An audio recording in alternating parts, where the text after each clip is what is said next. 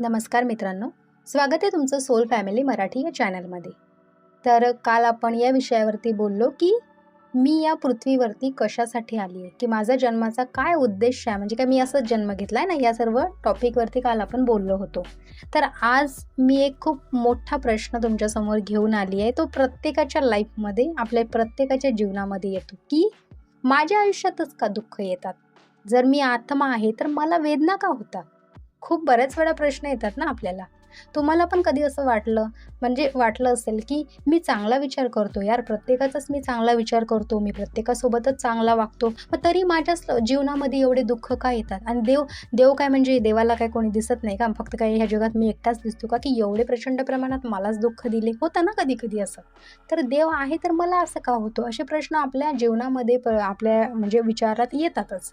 तर आज आपण या प्रश्नांचं डीप पण सिंपल उत्तर शोधूया. तर मित्रांनो, पूर्ण व्हिडिओ नक्की बघा. व्हिडिओच्या शेवटपर्यंत तुम्हाला नक्कीच तुमच्या प्रश्नाचं उत्तर देण्याचा मी प्रयत्न करेन. आणि आतापर्यंत तुम्ही जर चॅनलला सबस्क्राईब नसेल केलं तर प्लीज चॅनलला सबस्क्राईब करा. व्हिडिओ चांगला वाटला तर व्हिडिओला लाईक करा आणि जे पण तुमचे विचार आहे कॉमेंटमध्ये जरूर सांगा. तर सुरू करूया आजच्या व्हिडिओला. तर मित्रांनो, सर्वात महत्त्वाचं म्हणजे की मी कोण आहे खरंच.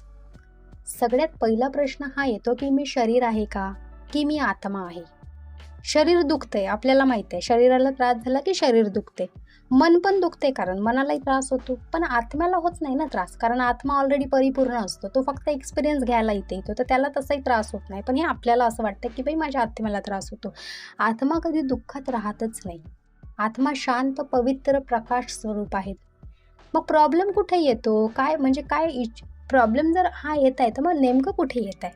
तर प्रॉब्लेम हा आहे की आयडेंटिफिकेशनमध्ये आपण शरीर आणि मन सोबत जास्त जोडून घेतो स्वतःला, है ना. म्हणजे आपल्याला काय होतं ना, आता बघा, जर तुम्ही आहे, तुम्हाला जर म्हटलं ए आत्मा इकडे ये, है ना, ए सोल इकडे ये, तर कसं विचित्र वाटेल ना ते. म्हणून काय होतं ना, आपल्याला एक आयडेंटिटी इथे दिली आहे. सपोज आता माझं नाव पल्लवी आहे, तुमचं XYZ जे नाव असेल तर ती आयडेंटिटी तुमची आहे. तर तुम्हाला काय वाटते, माझं हे नाव आहे, माझं हे शरीर म्हणजे हे मी आहे. तर त्याच्यासोबत आपलं स्वतःला आपण एवढं अटॅच करून घेतो, त्याच्यामुळे काय होतं ना, आपलं मग ते जास्त आपल्याला त्याचा त्रास होतो. जसा एक ॲक्टर आहे मित्रांनो, रोल देतात, त्याला माहिती आहे तुम्हाला, है ना. ॲक्टरला रोलमध्ये इतकं इन्वॉल्व होतो तो ॲक्टर की त्याला खरंच असं वाटायला लागतं की तोच तो आहे. पण खरंच तो आहे का नाही, पण त्याला हे माहिती आहे की बाबा मी ॲक्टर आहे, माझा हा रोल आहे. रोल संपला की माझं मी जे नॉर्मल आहे तेच. मग तो त्या ॲक्टरमध्ये घुसतो पूर्ण. पण काय होतं ना, पूर्णपणे तो इन्व्हॉल्व तर होतो, पण तो जास्त त्याला मनावर घेत नाही. तर ॲक्टर की रोल, तसंच तू रोल नाही, तू आत्मा आहेस. म्हणजे इन शॉर्ट असं की आपण रोल नाही आहोत जे आपण करतोय. आपण काय आहोत, ॲक्टर आहोत. आपल्याला जो रोल मिळाला त्याच्यात आपण इतकं इन्व्हॉल्व होतो ना की आपण विसरूनच जातो की आपण आत्मा आहे. म्हणून काय होतं ना, आपल्याला हे दुःख मग आपल्या जीवनामध्ये येत राहतं. मग आता दुःख का येतात, है ना. आत्मा मोठा, म्हणजे आता सर्वात मोठा हा प्रश्न आहे की जर मी आत्मा आहे तर मला अशा वेदना का होतात बाबा? कारण आहे मित्रांनो याचं की कर्म आणि लर्निंग. आता बघा, माहिती आहे ना आपल्याला, ही गोष्ट आपण ऐकत आलोय आतापर्यंत की एक वेळा तो परमात्मा तरी आपल्याला माफ करेल, तो भगवंत तरी आपल्याला माफ करेल, पण आपले कर्म आपल्याला माफ करत नाही. म्हणून बघा, श्रीकृष्णाने पण अर्जुन म्हणजे गीतेमध्ये हेच सांगितलं, भगवद्गीतेमध्ये, की बाई तू कोणाला नाही घाबरलं तर चालतो, पण काय ना, तुझ्या कर्मांना घाबर, कारण की प्रकृती सर्वांसाठी एकच न्याय करते मित्रांनो. म्हणून आपण आपल्या कर्मांना घाबरायला हवं. ठीक आहे, आपण जर आपल्या कर्मांना नाही घाबरलो ना, मग त्याचे आपल्याला काय भेटायचं आहे ना, त्याचे रिझल्ट आपल्याला छानच भेटतात. मग हे तुम्हाला माहीतच असेल. तर कर्म आणि लर्निंग हे आपल्यासाठी महत्त्वाचं असतं. तर ही जी अर्थ आहे, ही जी पृथ्वी आहे, हे आपलं काय आहे ना, एक शाळा आहे. आपण सर्व इथे कोण आहोत, विद्यार्थी आहोत. जसं आता आपल्याला माहिती आहे, एक्झाम्स असतात, आपले पेपर असतात, है ना. तर आपल्याला किती टेन्शन येतो ना, प्रेशर पण येतो, अरे बाबा मी काय करेल, कसं करेल. पण एक्झामशिवाय नेक्स्ट क्लासमध्ये जाता येतं का?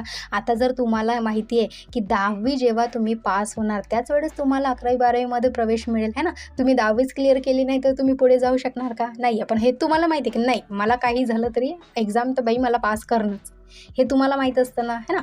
मग काय होतं ना, तसंच दुःख ही पनिशमेंट नाही आहे. ते एक लेसन आहे, ते आपल्यासाठी काय आहे ना, तो एक धडा आहे. ठीक आहे, तो धडा, तो लेसन जर आपण नाही समजलो तर काय होतं ना, मग आपण म्हणजे पुढचं जे आपल्या लाईफमध्ये ज्या गोष्टी यायच्या असतात त्या नाही आहे. जिथे अटॅचमेंट, तिथून वेदना सुरू होतात. आपण जिथे अटॅचमेंट ठेवली तिथे आपल्याला काय होतात ना, वेदना सुरू होतात. जिथे तुम्ही एक्सपेक्टेशन ठेवतात तिथून तुम्हाला दुःख मिळायला लागतं.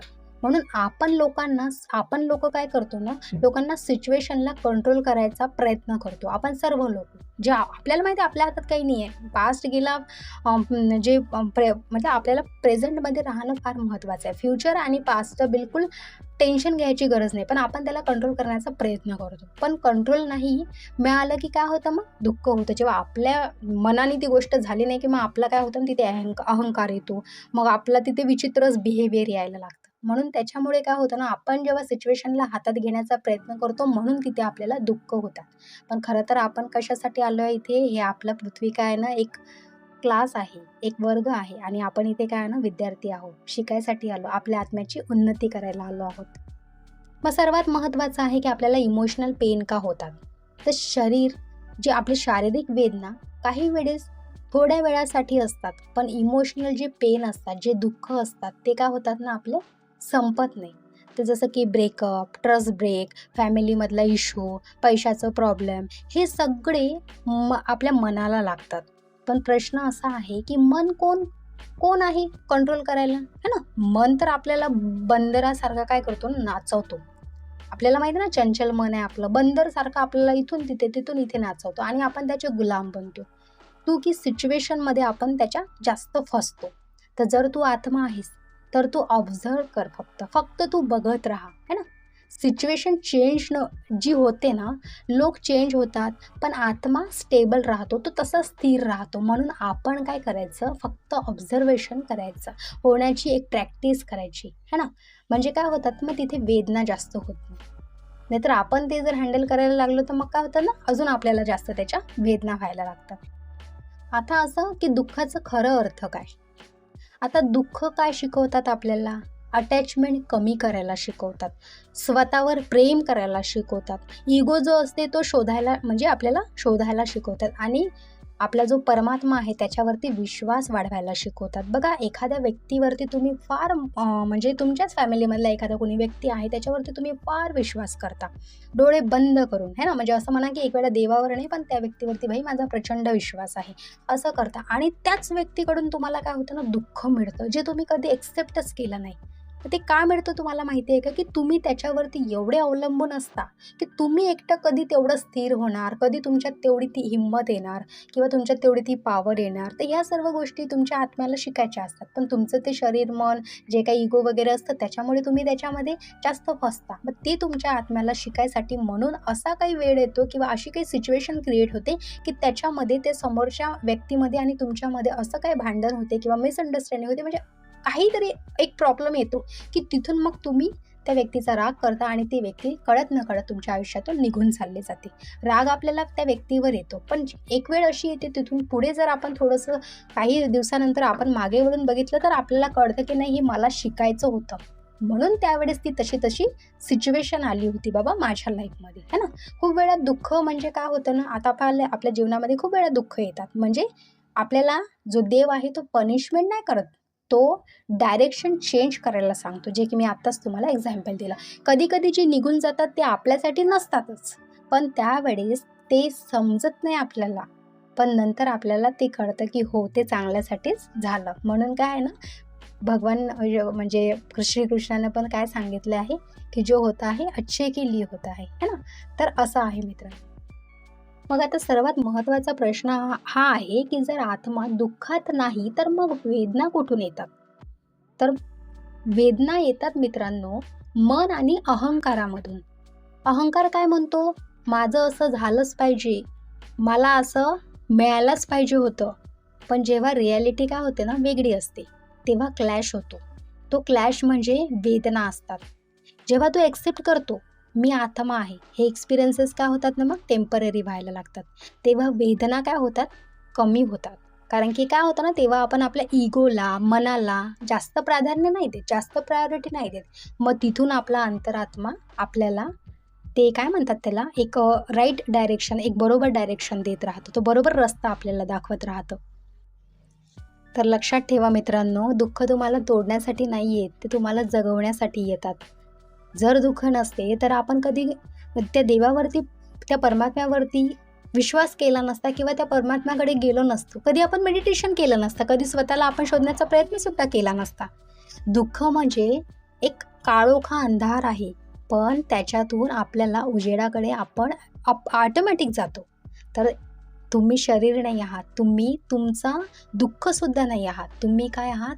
एक आत्मा आहात, एक शांत, पवित्र, प्रकाशमय आत्मा. तर आजपासून फक्त एक वाक्य रिपीट करायचं की मी आत्मा आहे आणि हे जेही होत आहे ते फक्त मी एक्सपिरियन्स घ्यायला इथे आली आहे ना, याच्यासोबत अटॅच नाही व्हायचं आहे.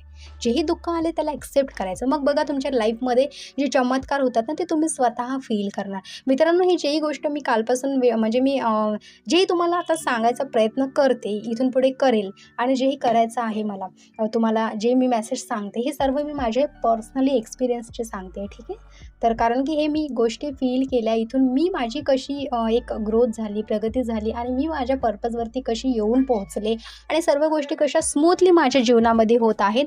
तर हे मी माझ्या स्वतःचे एक्सपिरियन्सेस तुम्हाला याच्यातून सांगते की बाबा कुणीतरी दुःखात असेल, आपले फ्रेंड्स, म्हणूनच मी सोल फॅमिली का दिलं आहे की रक्ताचे नाते वेगळे असतात, पण फॅमिली, सोल फॅमिली अशी असते की इथे आपल्या प्रश्नांची उत्तरं आपल्याला भेटतात. इवन इथेच नाही, जिथे तुम्हाला टच झालं, फील झालं तिथे, ठीक आहे. मी असं नाही म्हणत की माझ्याच चॅनलला, अदर कुठे पण.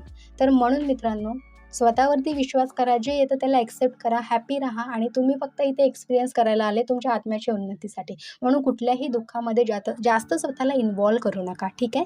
आणि जर तुम्हाला व्हिडिओ आवडला असेल तर प्लीज व्हिडिओला लाईक करा, चॅनलला सबस्क्राईब करा आणि हा व्हिडिओ त्या अशा लोकांसोबत शेअर करा की ज्यांना खरोखरच एक रस्ता पाहिजे, ठीक आहे. तिथून तर आपली प्रगती समोरासमोर होते मित्रांनो. कारण की स्वतःची म्हणतात ना, स्वतः म्हणजे ते इंग्लिशमध्ये म्हणतात ना की you create your on reality. तर ते तसंच आहे, ठीक आहे. तर बस पुढच्या व्हिडिओमध्ये नक्की भेटूया आपण. तोपर्यंत बाय बाय.